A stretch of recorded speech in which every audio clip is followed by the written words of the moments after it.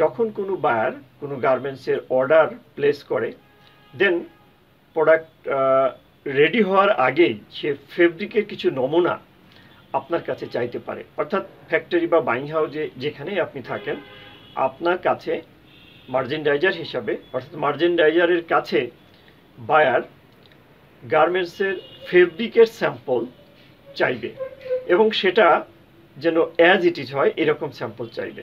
এখন প্রশ্ন হলো, অ্যাজ ইট ইজ এর বিষয়টা কি?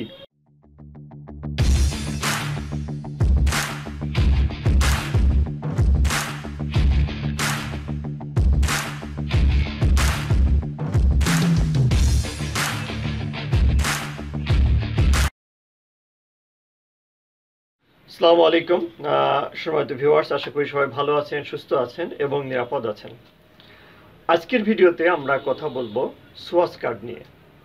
সোয়াস কার্ড কি, কে সোয়াস কার্ড প্রস্তুত করে, আর সোয়াস কার্ডের দরকারই বাকি, এবং সোয়াস কার্ড মূলত কোন বিষয়টাকে প্রতিনিধিত্ব করে। সম্মানিত ভিউয়ার্স, যারা নতুন মার্চেন্ডাইজার আছেন অথবা যারা সদ্য পাশ করে এসছেন অথবা যারা চিন্তা করছেন যে মার্চেন্ডাইজিং পেশায় নিজেকে প্রতিষ্ঠিত করবেন অথবা মার্চেন্ডাইজিং জবে কর্মরত আছেন, কিন্তু এমন একটা পর্যায়ে কর্মরত আছেন আপনার সরাসরি সাক্ষাৎ হয়নি যে সোয়াস কার্ড নিয়ে কিছু কাজ করেছেন, এরকম কোনো ঘটনা ঘটেনি, তবে ঘটবে।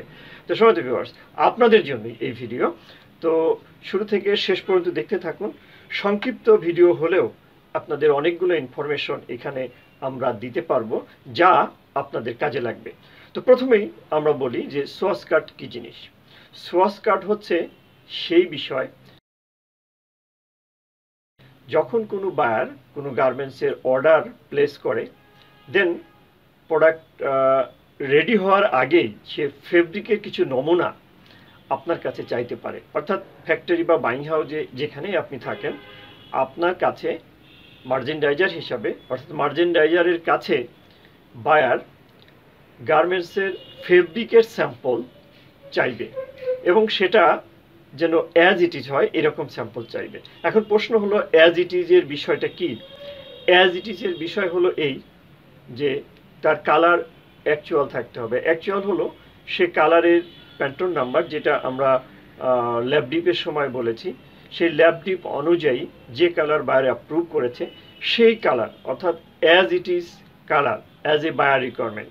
দেন সেখানে সে যুক্ত অবশ্যই ইম্পর্টেন্ট হয়ে দাঁড়াবে ফেব্রিকেশন, অর্থাৎ ফেব্রিকেশন থাকতে হবে।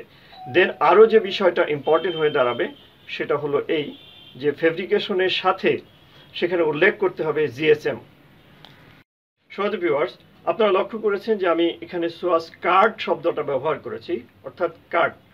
কার্ড হলো আপনি ফেব্রিকটা সোয়াস বা স্যাম্পলটুকু যে বোর্ডের মধ্যে লাগাবেন সেটাকে আমরা কার্ড হিসেবে উল্লেখ করছি। সেই কার্ডের মধ্যে আপনার স্পেসিফিকেশনগুলো লেখা থাকতে হবে। নাম্বার 1, সেখানে লেখা থাকতে হবে বায়ারের নাম।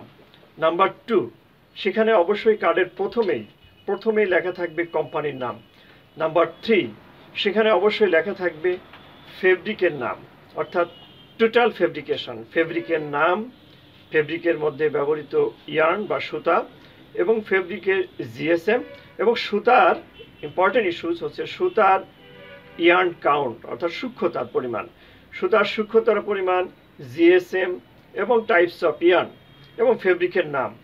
একই সাথে এখানে অর্ডার নাম্বারটা উল্লেখ করতে হবে, অর্থাৎ বায়ার কোন অর্ডারের এগেনস্টে এই সোয়াস কার্ডটা আসলে আপনার কাছ থেকে চাচ্ছে।